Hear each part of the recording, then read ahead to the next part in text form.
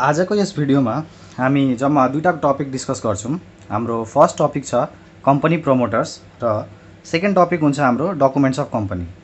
योभन्दा अगाडि पनि यो फर्स्ट च्याप्टरको दुईवटा भिडियो अलरेडी युट्युबमा अपलोड गरिसकेको छु मैले, जहाँ हामीले difference between public company and private कम्पनीसम्म पढेको थियौँ।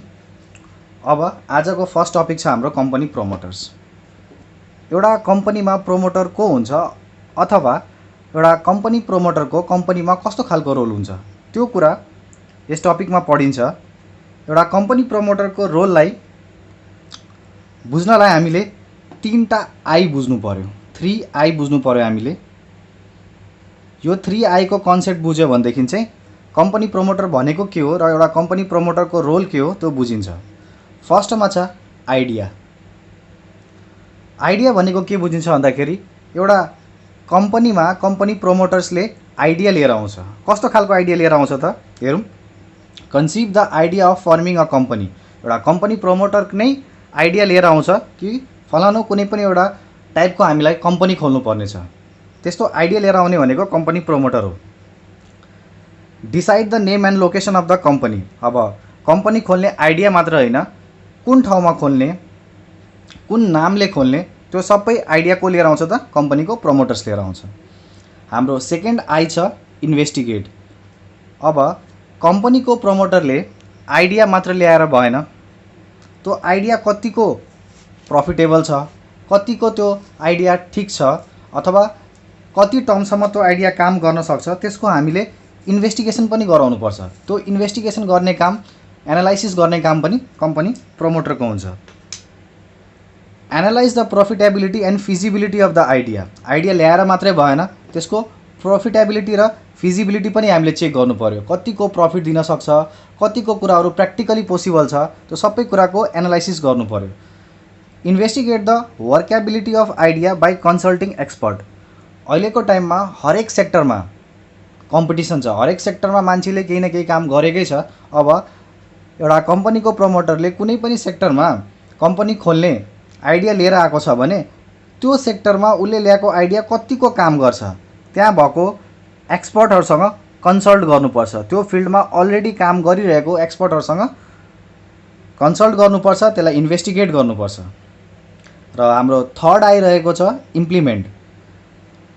आइडिया लिएर आयो, आइडियालाई इन्भेस्टिगेट गर्यो, इन्भेस्टिगेट गरेपछि के थाहा भयो भन्दाखेरि ठिक छ यो आइडिया हाम्रो लागि प्रफिटेबल छ, हामीले कम्पनी खोल्न सक्छौँ भन्ने कुराको एउटा फाइनल डिसिजन आयो भने त्यसलाई अब इम्प्लिमेन्ट गर्नु पर्यो त्यो आइडियालाई। अब त्यो आइडिया इम्प्लिमेन्ट गर्न के गर्नुपर्छ भन्दाखेरि decide the amount and the form of its share capital. अब कम्पनी स्टार्ट गर्नलाई क्यापिटल चाहियो, अब कतिको एमाउन्ट ल्याउने हो, कहाँबाट ल्याउने हो, त्यो सबै डिसिजन कम्पनीको प्रमोटरको। Prepare memorandum of association, articles of association, prospectus and other necessary documents. अब यो सबै चाहिँ कम्पनीको एउटा डकुमेन्ट्सहरू हो। यो अहिले नेक्स्ट टपिकमा मजाले पढाउँछु। अहिले यसमा बुझ्नु पर्यो कि एउटा कम्पनी प्रमोटरले कम्पनीको जति पनि डकुमेन्ट्सहरू हुन्छ उसले नै प्रिपेयर गर्नुपर्छ। File the necessary documents to the concerned office for the process of incorporation. अब कम्पनीको इन्कर्पोरेसनको प्रोसेस अथवा कुनै पनि कम्पनीलाई स्टार्ट गर्ने प्रोसेसमा त्यसको रेजिस्ट्रेसन गराउनुपर्छ। डिफ्रेन्ट अथोरिटिजहरूमा गएर डिफ्रेन्ट डकुमेन्टहरू जम्मा गर्नुपर्छ, फाइल गर्नुपर्छ। त्यो सबै काम एउटा कम्पनीको प्रमोटरको हुन्छ। सो सिम्पली भन्दाखेरि एउटा कम्पनी प्रमोटरको रोल कम्पनीमा 3I को हुन्छ। फर्स्ट आई भनेको आइडिया हुन्छ। आइडिया भनेको कस्तो कम्पनी खोल्ने, कहाँ खोल्ने, के नामले खोल्ने, त्यो आइडिया लिएर आउँछ। सेकेन्डमा हुन्छ इन्भेस्टिगेट। इन्भेस्टिगेटमा उसले एनालाइसिस गर्छ, इन्भेस्टिगेसन गर्छ कि उसले ल्याएको आइडिया कतिको प्रफिटेबल छ, कतिको फिजिबल छ, कतिको काम गर्न सक्छ। र थर्डमा के हुन्छ, यदि उसको एन्सर पोजिटिभमा आएको छ सेकेन्ड स्टेपको भनेदेखि चाहिँ त्यो कुरालाई उसले इम्प्लिमेन्ट गर्छ, कम्पनी खोल्ने प्रोसेसतिर लाग्छ। अब यो टपिक सकेपछि हाम्रो नेक्स्ट टपिक छ documents of company. Documents of कम्पनीमा तीनटा डकुमेन्ट हाम्रो करिकुलममा रहेको छ। फर्स्ट छ एउटा मेमोरेन्डम अफ एसोसिएसन, सेकेन्डमा छ आर्टिकल्स अफ एसोसिएसन र थर्डमा छ प्रोस्पेक्टस। यो स्टार्टिङको जुन दुईवटा छ memorandum of association and articles of association, यो both type of company. Both type of company भनेको हामीले पढेको टाइप्स भनेको एउटा त प्राइभेट कम्पनी, अर्को public company. Both type of कम्पनीमा यो फर्स्टको दुईटा डकुमेन्ट कम्पनीले बनाउनु पर्छ। यो लास्टको जुन प्रोस्पेक्टस छ त्यो प्राइभेट कम्पनीले बनाउनु पर्दैन, पब्लिक कम्पनीले मात्रै बनाउनु पर्ने हुन्छ। हाम्रो डकुमेन्ट्स अफ कम्पनीको फर्स्ट डकुमेन्ट छ memorandum of association. Memorandum of association भनेको एउटा यस्तो डकुमेन्ट हो जसले कम्पनीको कम्पोजिसनको बारेमा भन्छ। कम्पोजिसन भनेको एउटा कम्पनी बनेको कसरी छ त्यसको सबै डिटेल्स मेमोरेन्डम अफ एसोसिएसनमा दिएको हुन्छ। यसमा 6वटा इम्पोर्टेन्ट क्लजेसहरू छ। त्यो क्लजेसले एउटा कम्पनी कसरी बनिएको छ त्यसको सबै डिटेल्सहरू हामीलाई प्रोभाइड गरिदिन्छ। यसको फर्स्ट क्लज रहेको छ नेम क्लज। नेम क्लजमा चाहिँ कम्पनीको नाम लेखिएको हुन्छ। सेकेन्ड छ हाम्रो सिचुएसन क्लज। यो सिचुएसन क्लजले चाहिँ कम्पनी कहाँ सिचुएटेड छ, कहाँ लोकेटेड छ त्यसको लोकेसनको एड्रेस मेन्सन गरेको हुन्छ। अब्जेक्टिभ क्लजमा कम्पनीको मेन अब्जेक्टिभ के हो अथवा उद्देश्य के हो, कुन अब्जेक्टिभ लिएर कम्पनी स्टार्ट गरिएको छ, इन्कर्पोरेट गरिएको छ, त्यो कुरा यसमा लेखिएको हुन्छ। त्यसपछि छ लाइबिलिटी क्लज। लाइबिलिटी भनेको दायित्व हो। यसमा कम्पनीको कुन सेयर होल्डरको कतिसम्मको लाइबिलिटी छ त्यो सबै कुराहरू यसमा लेखिएको हुन्छ। हाम्रो फिफ्थ क्लजमा रहेको छ सब्सक्रिप्सन क्लज। सब्सक्रिप्सन क्लजमा के लेखिएको हुन्छ भन्दाखेरि एउटा कम्पनीको फर्स्ट सब्सक्राइबरहरू को हुन् भनेको कम्पनीको स्टार्टिङको सेयर होल्डर्सहरू को हुन्, त्यहाँदेखि तिनीहरूको एड्रेस, तिनीहरूको कम्प्लिट डिटेल्सहरू यसमा हुन्छ। र यसको लास्ट क्लज रहेको छ क्यापिटल क्लज, जसमा चाहिँ कम्पनीमा कतिसम्मको म्याक्सिमम लगानी लगाउन सकिन्छ, जसलाई अथोराइज क्यापिटल भनिन्छ, त्यो सबै क्यापिटलको बारेमा डिटेल्सहरू यसमा दिएको हुन्छ। अब यो क्लजेसहरूलाई याद गर्नु छ भनेदेखि चाहिँ यसको एउटा निमोनिक बनाइदिएको छु मैले। स्टार्टिङको लिने NSOLSC, NSOLSC, Nepal school of learning science and commerce. यो यसको निमोनिक भयो। अब तपाईहरुलाई कसैले पनि मेमोरेन्डम अफ एसोसिएसनको इम्पोर्टेन्ट 6 क्लजेस सोध्यो भनेदेखि चाहिँ Nepal school of learning science and commerce भयो। यसमा हाम्रो एनबाट नेम क्लज, एसबाट सिचुएसन क्लज, ओबाट अब्जेक्टिभ क्लज, एलबाट लाइबिलिटी क्लज, एसबाट सब्सक्रिप्सन क्लज र सीबाट क्यापिटल क्लज। जम्मा 6वटा यसको इम्पोर्टेन्ट क्लजेसहरू छ। सेकेन्ड डकुमेन्ट अफ कम्पनी छ हाम्रो articles of association. Articles of association भनेको कम्पनीको एउटा यस्तो डकुमेन्ट हो जसमा कम्पनीको रुल्स एन्ड रेगुलेसन्स लेखिएको हुन्छ। माथि भर्खरै मैले के भने भन्दाखेरि मेमोरेन्डम अफ एसोसिएसनमा कम्पनीको कम्पोजिसन लेखेको हुन्छ। इट मिन्स कम्पनी बनेको कसरी छ, र आर्टिकल्स अफ एसोसिएसनमा कम्पनी चलाउने कसरी त्यो कुरा लेखेको हुन्छ। यो भनेको कम्पनी बनेको कसरी छ, यो भनेको कम्पनी चलाउने कसरी, त्यो सबै रुल्स एन्ड रेगुलेसन यसमा लेखिएको हुन्छ। यसको कन्टेन्ट्सहरू एकदमै धेरै हुन सक्छ, तर मैले जम्मा 10वटालाई यहाँ लिस्ट डाउन गरेको छु। फर्स्ट हाम्रो कन्टेन्ट छ लियन अफ सेयर्स। लियन अफ सेयर्स भनेको के भन्दाखेरि एउटा कम्पनीले आफ्नो सेयर होल्डरसँग पाउनुपर्ने कुनै पनि अब्लिगेसन छ अथवा एउटा सेयर होल्डरको कम्पनीप्रति कुनै पनि डेट छ, र त्यो डेटलाई पुरा गर्नलाई सेयर होल्डर सक्सेसफुल भएन भनेदेखि चाहिँ कुन प्रोसेसले सेयर होल्डरसँग भएको सेयरलाई कम्पनीले आफ्नो नाममा पोजेसन रिटेन गर्न सक्छ त्यो कुरा यसमा लेखिएको हुन्छ। सेकेन्ड पोइन्ट छ हाम्रो कल्स अन सेयर्स। यसमा चाहिँ कम्पनीले सेयर जुन पब्लिकलाई बेचेको हुन्छ त्यसको कति एमाउन्ट कति बेला माग्ने त्यो सबै कुरा यसमा लेखिएको हुन्छ। त्यसपछि छ हाम्रो थर्ड पोइन्टमा transfer of shares. Transfer of shares भनेको कस्तो भन्दाखेरि एउटा सेयर होल्डरले आफ्नो सेयर अरूको नाममा ट्रान्सफर गर्दाखेरि, आफ्नो मर्जीले अरूको नाममा ट्रान्सफर गर्दाखेरि के कस्तो प्रोसेस फलो गर्नुपर्छ त्यो सबै कुरा यसमा लेखिएको हुन्छ।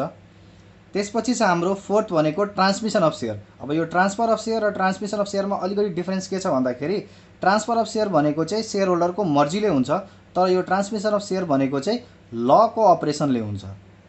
लको अपरेसन्स भन्नाले के बुझिन्छ भन्दाखेरि अब एउटा इक्जाम्पल के दिन चाहन्छु म। जस्तै एउटा कम्पनीको सेयर होल्डर मिस्टर एक्स थियो र उसको कार एक्सिडेन्टमा डेथ भयो, डेथ भएपछि मिस्टर एक्सको छोरा भनेको एकजना मिस्टर वाई छ।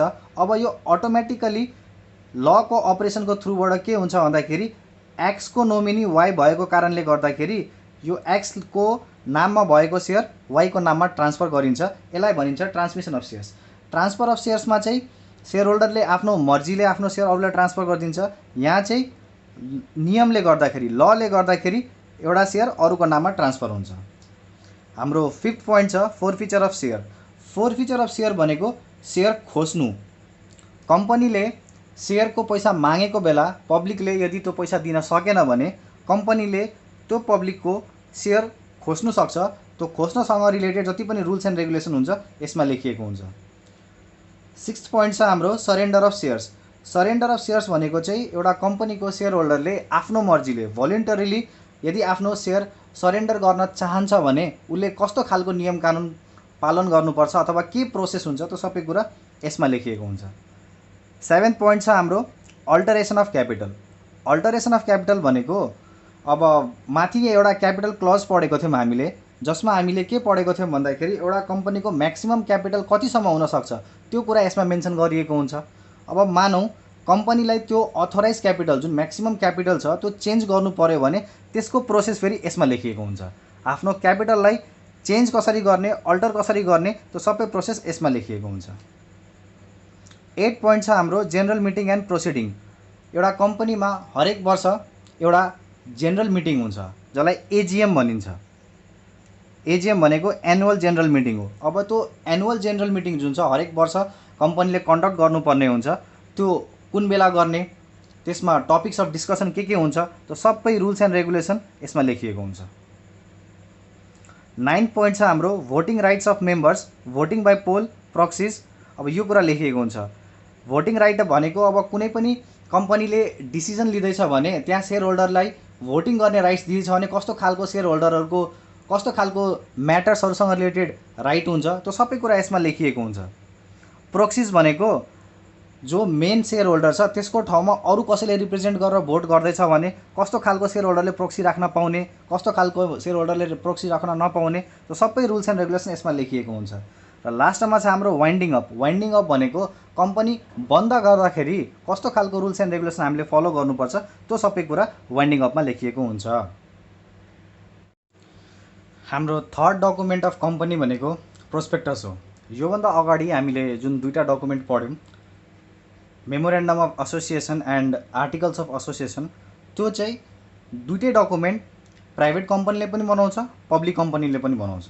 तर यो जुन थर्ड डकुमेन्ट छ प्रोस्पेक्टस भन्ने, यो चाहिँ पब्लिक कम्पनीले मात्रै बनाउँछ, प्राइभेट कम्पनीले यो डकुमेन्ट बनाउनु पर्दैन। अब प्रोस्पेक्टस भनेको चाहिँ के भन्दाखेरि प्रोस्पेक्टस भनेको a written invitation made to the public to subscribe the shares and any securities of a company. कुनै पनि कम्पनीले आफ्नो सेयर्सहरूलाई इस्यु गर्नुभन्दा अगाडि पब्लिकलाई दिने इन्भिटेसनलाई प्रोस्पेक्टस भनिन्छ। प्रोस्पेक्टसमा पब्लिकलाई इन्भाइट गरिएको हुन्छ कम्पनीले बेच्न आँटेको आफ्नो सेयर अथवा सेक्युरिटिजमा सब्सक्राइब गर्नलाई। प्रोस्पेक्टसको कन्टेन्ट्स के हुन्छ भन्दाखेरि जेनरली भन्ने हो भनेदेखि एउटा प्रोस्पेक्टसको कन्टेन्ट्समा कम्पनीको एउटा ओभरभ्यू हुन्छ। कम्पनीको ओभरभ्यू भनेको कम्पनीको नाम, कम्पनीको एड्रेस, कम्पनीको अब्जेक्टिभ, अहिलेसम्म कम्पनीले के कुराहरू अचिभ गरेको छ त्यसको अलिअलि ओभरभ्यू दिएको हुन्छ। अनि कम्पनीले इस्यु गर्न आँटेको सेयर्सहरू त्यसको बारेमा सबै डिटेल्स दिएको हुन्छ। कम्पनीले सेयर कहिले इस्यु गर्दैछ, कति भोल्युममा गर्दैछ, कम्पनीले त्यो सेयरको पैसा कुन इन्टरभलमा माग्छ, कति टाइमसम्म वेट गर्छ, कति टाइमसम्म पैसा दिएन भने त्यो सेयर कम्पनीले फोरफिट गरिदिन्छ अथवा खोजिदिन्छ। त्यो सबै कुराहरू प्रोस्पेक्टसमा लेखिएको हुन्छ। बेसिकली प्रोस्पेक्टसको कन्टेन्ट्समा दुईवटा कुरा मात्रै हुन्छ। फर्स्ट कन्टेन्ट के हुन्छ भन्दाखेरि एउटा कम्पनीको ओभरभ्यू हुन्छ, मिन्स कम्पनीको बारेमा बेसिक नलेज अलिअलि दिएको हुन्छ त्यसमा। अर्को कन्टेन्ट के हुन्छ भन्दाखेरि कम्पनीले जुन सेयर इस्यु गर्न लागेको छ त्यसको सबै डिटेल्स हुन्छ। कम्पनीले सेयर कहिले इस्यु गर्दैछ, कतिमा इस्यु गर्दैछ, कति टाइमसम्म वेट गर्छ, त्यो सबै कुरा यसमा हुन्छ। के लेखिएको छ यसमा हेरौँ। The name address nature and objective of the company, सबै कम्पनीको बारेमा इन्फर्मेसन हुन्छ basic. The name address and occupation of the directors, managing director and managers, अब कम्पनीको डाइरेक्टर, म्यानेजिङ डाइरेक्टर अथवा म्यानेजर्सको बारेमा यसमा लेखिएको हुन्छ। Dates of opening and closing of subscription list, यो भनेको चाहिँ कम्पनीले कुन बेला सेयर बेच्नलाई ओपन गरेको छ र त्यसको लास्ट डेट अफ सब्सक्रिप्सन कुन हो त्यो कुरा यसमा मेन्सन हुन्छ। Capital structure of the company as authorised, issued, subscribe and paid of share. अब जुन क्यापिटल स्ट्रक्चर छ भनेको कम्पनीमा जुन क्यापिटल लगानी लागेको छ त्यसमा अथोराइज कति हो, अथोराइज भनेको म्याक्सिमम क्यापिटल कति कम्पनीले राख्न सक्छ। इस्युड भनेको कम्पनीले कति चाहिँ पब्लिकलाई अफर गरिरहेछ आफ्नो सेयर, त्यो इस्युड क्यापिटलमा पर्छ। सब्सक्राइब भनेको कम्पनीमा अहिलेसम्म पब्लिकले कति चाहिँ सब्सक्राइब एप्लाई गरेको छ सेयर्स। र लास्टमा पेड अप भनेको चाहिँ कम्पनीले मागेको पैसाबाट कति चाहिँ पब्लिकले पैसा तिरिसकेको छ, यो सबै डिटेल इन्फर्मेसन प्रोस्पेक्टसमा हुन्छ। Details about underwriting, brokerage and other commission. Underwriting brokerage भनेको के हुन्छ भन्दाखेरि अब एउटा कम्पनीले आफ्नो सेयर्स बेचाउनलाई डिफ्रेन्ट सेक्युरिटिज एजेन्टहरूलाई एपोइन्ट गर्छ। उनीहरूले सेयर बिकाउने काम जुन गर्छ त्यसलाई अन्डरराइटिङ भन्छ र तिनीहरूलाई जुन फिस दिन्छ त्यसलाई कि त अन्डरराइटिङ फिस भनिन्छ अथवा ब्रोकरेज भनिन्छ। त्यसको बारेमा पनि सबै इन्फर्मेसन दिएको हुन्छ। र यसको लास्ट पोइन्ट छ projected financial statement for at least 3 years. प्रोस्पेक्टसमा कम्पनीले कम्तीमा आफ्नो 3 वर्षको फाइनेन्सियल स्टेटमेन्ट इन्क्लुड गर्नुपर्छ र त्यो फाइनेन्सियल स्टेटमेन्ट प्रोजेक्टेड हुन्छ। प्रोजेक्टेड भनेको एस्टिमेटेड। र यो फाइनेन्सियल स्टेटमेन्टमा के पर्छ भन्दाखेरि कम्पनीको ब्यालेन्स सिट पर्छ, कम्पनीको इन्कम स्टेटमेन्ट पर्छ र कम्पनीको क्यास फ्लो स्टेटमेन्टहरू पर्छ।